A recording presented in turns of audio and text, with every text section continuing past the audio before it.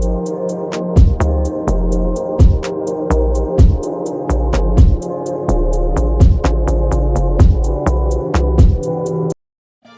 akhir dari cerita cinta yang begitu menyedihkan antara pemuda muslim bernama Sufi dan gadis Hindu yang bernama Sujata.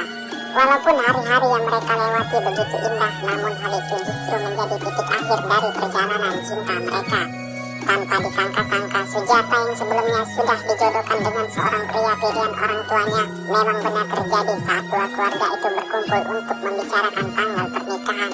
Begitupun yang terjadi pada Sufi, sang guru benar-benar menentang percintaan antara mereka berdua. Bahkan di hari itu Sufi tak mengira jika dirinya akan diusir dari padepokan tempat ia menimba ilmu. Mengetahui sang pemilik hati akan pergi jauh meninggalkannya, Sujata menangis jadi-jadinya. Ia tak menginginkan hal pahit ini akan terjadi. Dengan tekad yang kuat, ia pergi menyusul Sufi menggunakan sepedanya. Dan benar saja, di ujung jalan Sufi telah menunggunya.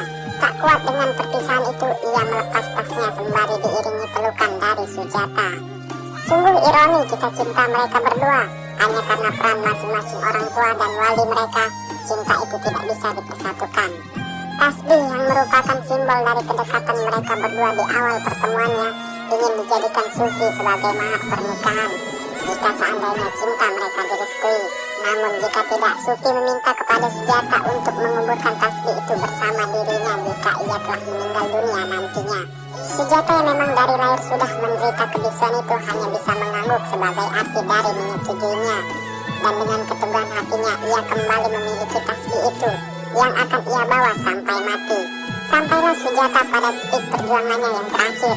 Ia mengemas pakaiannya dan hendak akan pergi bersama Sufi. Namun hal itu jelas dihalangi oleh orang tua Sujata.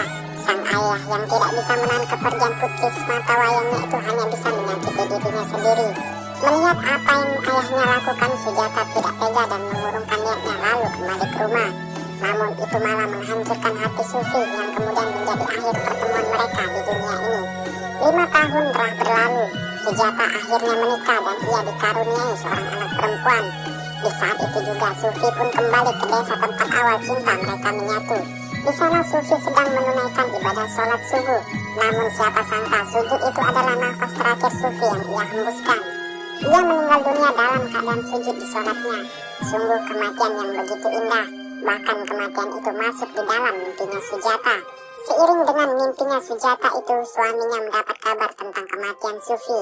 Sujata yang ikut mendengarnya tak kuasa membendung rasa kesedihan yang mendalam. Sang suami yang memang mengetahui kisah klasik cinta mereka berdua tidak bisa berbuat apa-apa selain mengajak Sujata pulang ke kampung halamannya guna meneruskan apa yang menjadi wasiat dari Sufi jika seandainya Sujata dan Sufi tidak bisa menikah, yaitu dengan mengembalikan tasbih yang sebelumnya disimpan Sujata untuk dimasukkan